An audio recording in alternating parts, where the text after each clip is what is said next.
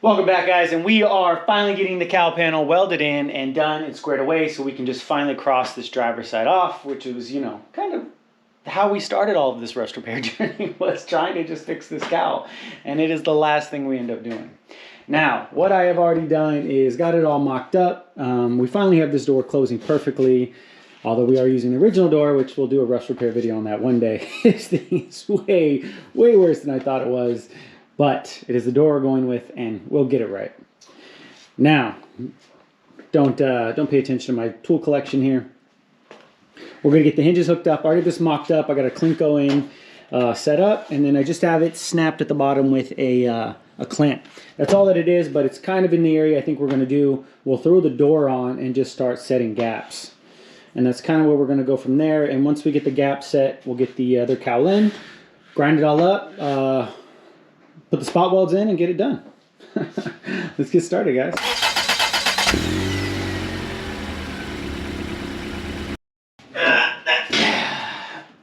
This thing doesn't get any lighter, that's for sure. Probably should take all the stuff out. Like the glass would probably be a lot lighter without all that in there. All right, after a little bit of adjustment, I think we're there. Gap's pretty good here. I'll show you guys in a second. It does widen up here. That's not ideal, but I just think that's part of the door. Later when I come in and I fix this, I can definitely worry about gaps. But besides this part, like right up here where the damage was on the door, which is most likely from the old patch, it's pretty consistent all the way through. Now, I don't care about too perfect. I'm just trying to get consistency. Now, in here is all we have to worry about. So it's a little bit wide here, but I can already see that the old seal that's still there is going to do just fine. And kind of tightens up here and obviously widens out. So we just have to fix this down here. And I already fit this inner cowl part. I already have it modified to fit. I had to do a lot of work to get it to fit, and I'll show you guys that in a second. But I think we're ready to go here. So we can just pop the door off. This is already clamped in place, so it shouldn't move, hopefully. And then we will, I'll self-tapper that edge in, and then we'll do another fit to make sure. But that should put the alignment about where it needs to be. Everything up here looks pretty good. I'm pretty happy with all of that. I just got to do some measurements from, you know, known spots from that side to make sure that the hood is going to be good. But I think that's going to be all right.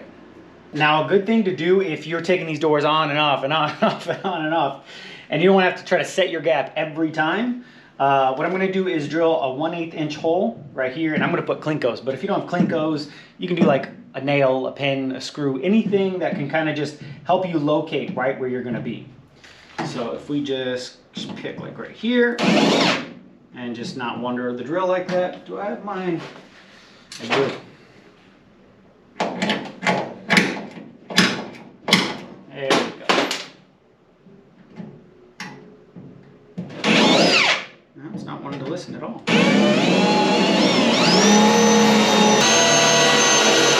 And then just put it right through the hole, and that will help locate it. And of course, both of these hinge areas are covered when you put the plate on and then when you put your door card on or whatever. I'm abnormally out of breath for that. But as I was saying is, now that you have these located, you just have to put the door back on, locate these again, and then you put your screws in. Makes it so much easier. That's actually how I have my other door even held on right now. It's like sitting over there with Klinkos in it. I don't even have screws in it. I'm able to open it and close it. Holds it really well, so not worried about it. And like I said, the holes will be covered. Now I'm actually going to put some Klinkos in here real quick and some self-tappers. So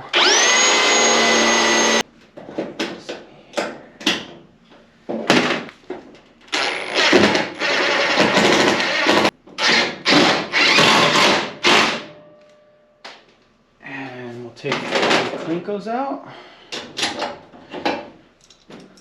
Test fit the door again. And now we know that's not going to go anywhere. All right, I have the Klinkos back in, and see, it holds it perfectly. Our gap on this side is just where we had it before.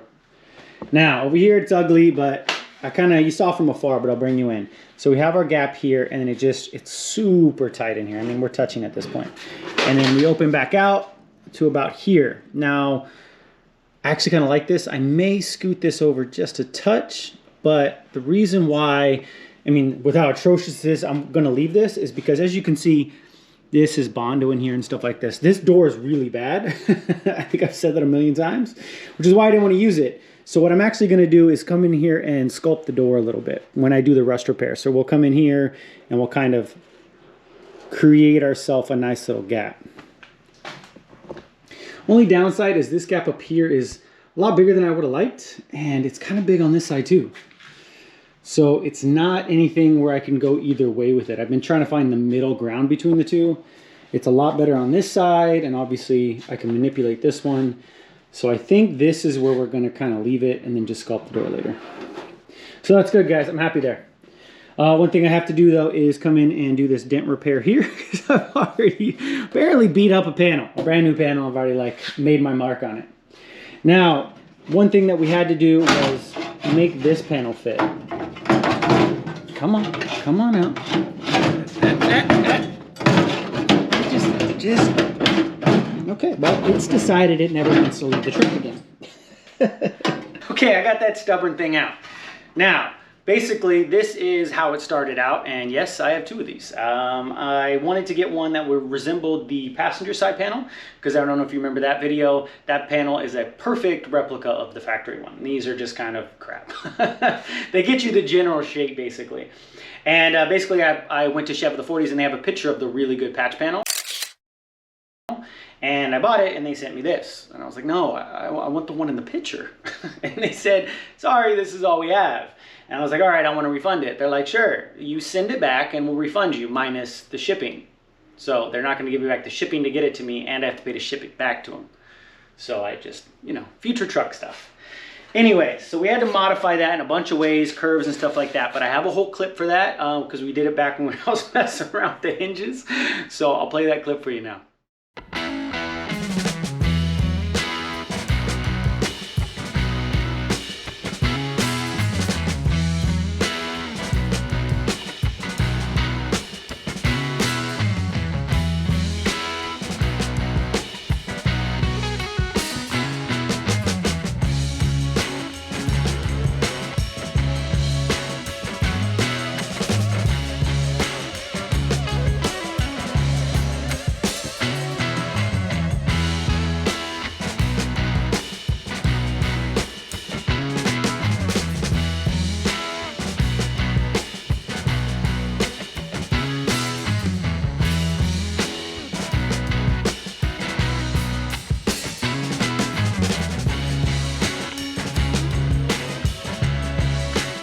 So as you saw, I whooped that panel into shape. So we got our size, we got our pie cuts, we got everything we need to get this finally put in. So let's pop the door off, get everything kind of cleaned up and ready to weld in.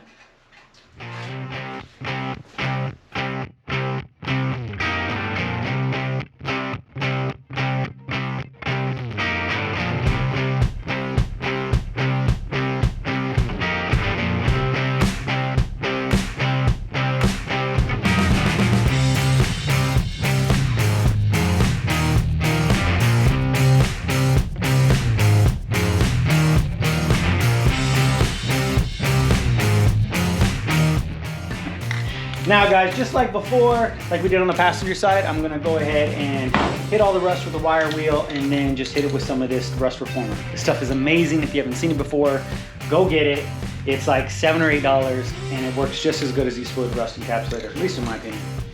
So we'll hit all of the back here, all up in here, and that way we can get this rust treated and neutralized before we even close it.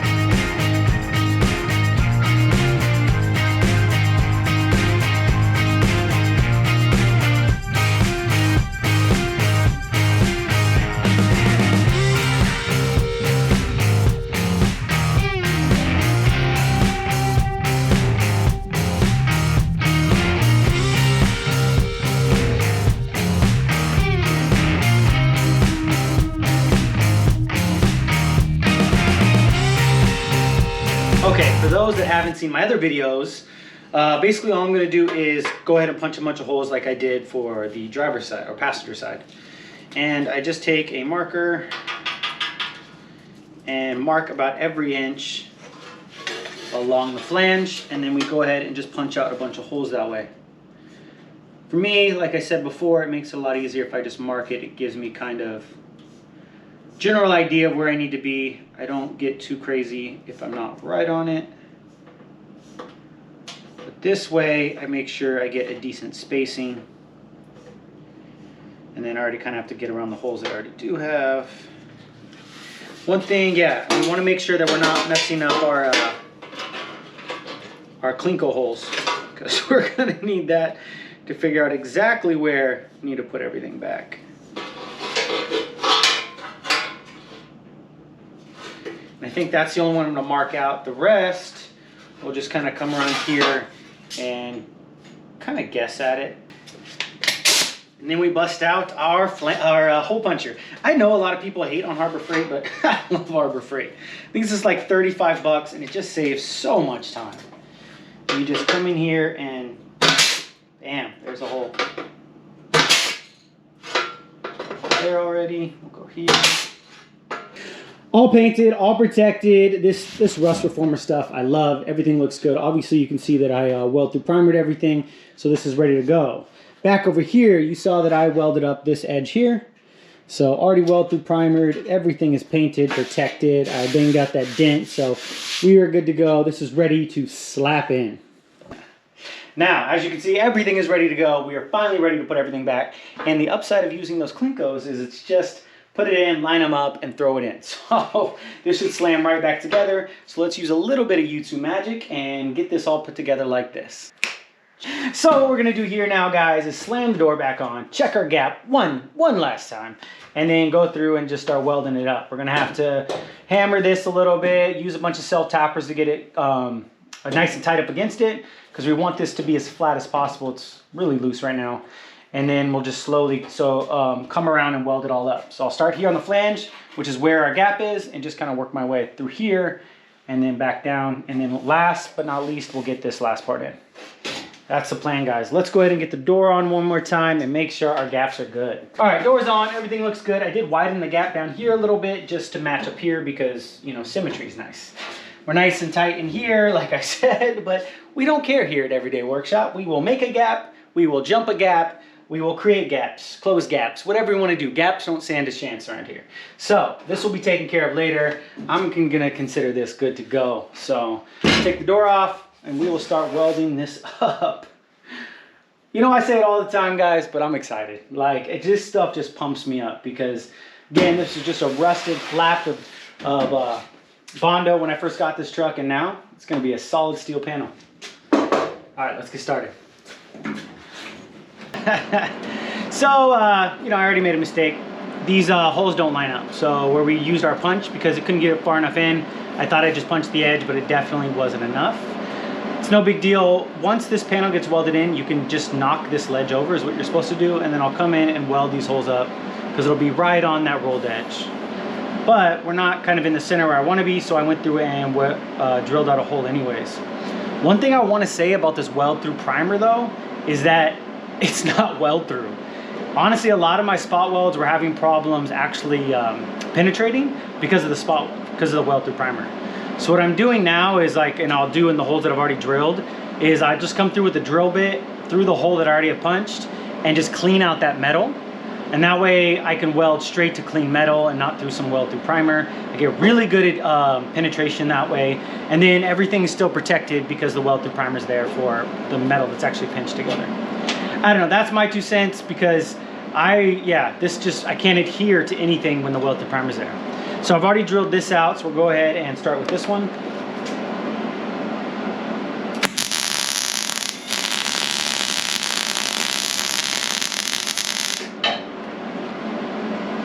See, like, that's dramatically better penetration than I was getting before when I was just using the weld through primer. Now, what we're gonna do is just go through and drill out a bunch of holes now and try to see which ones do line up. I'll use those and just start welding this through. come up to the top and we'll jump on that and then circle back through, guys. All right, let's get it done.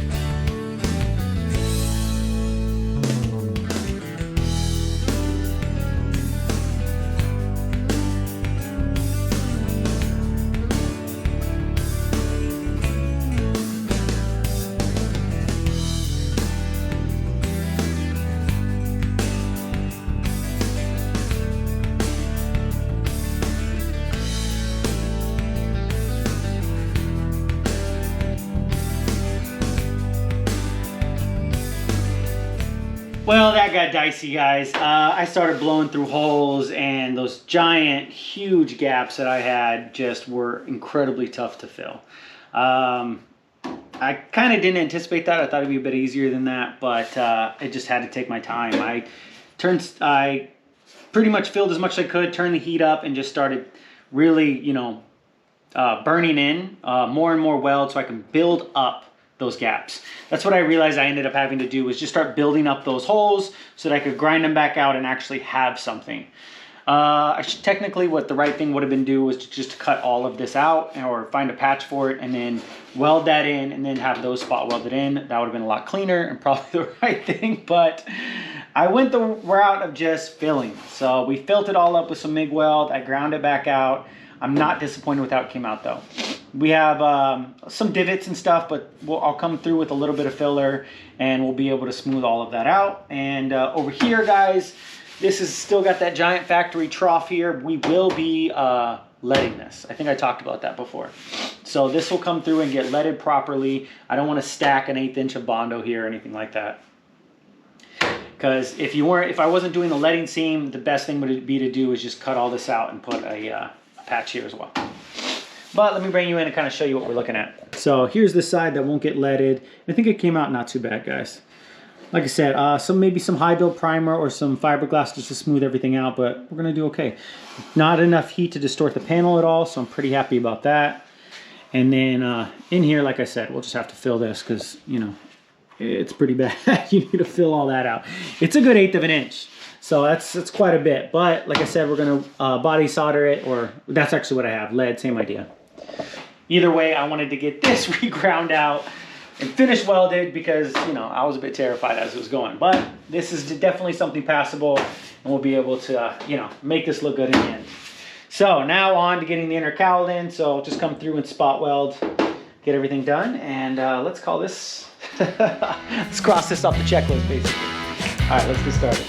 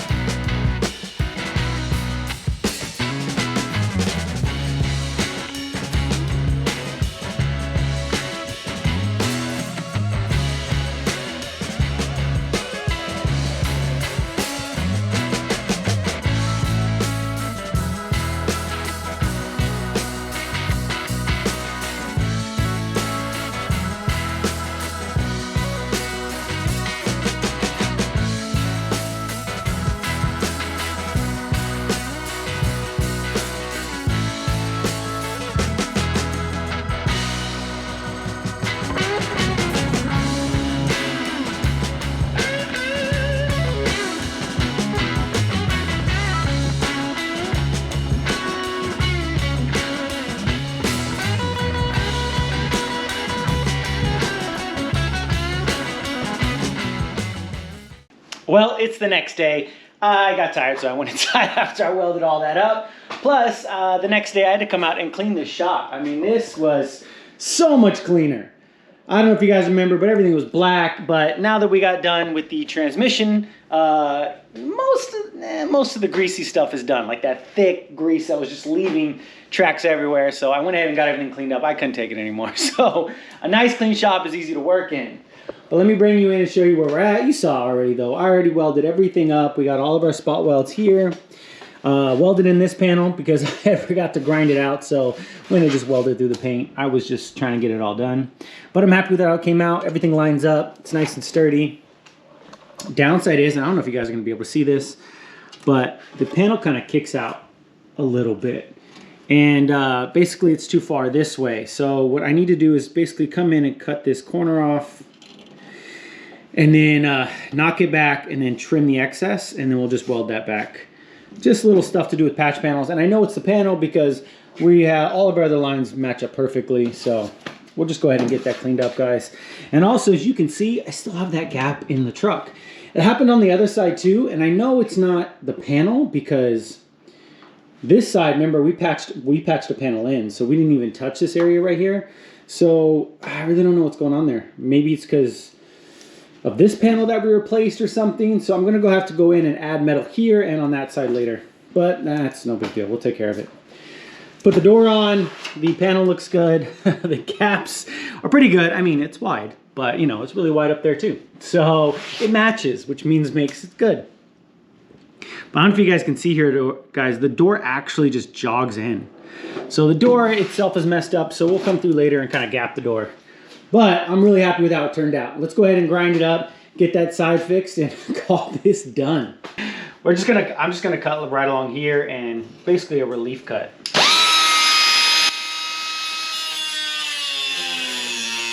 Tap this in.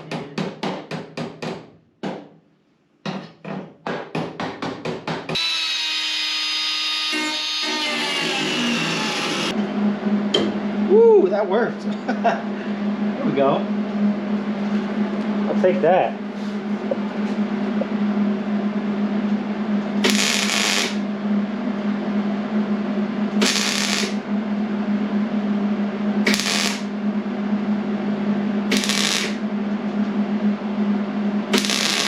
All right, everything is all welded up. Looks pretty good. I will take it, and we got rid of that like weird dented in situation that was going on. Now it's time to go ahead and grind it up because the grinder makes it look like I know what I'm doing. So we're gonna go ahead and get that done.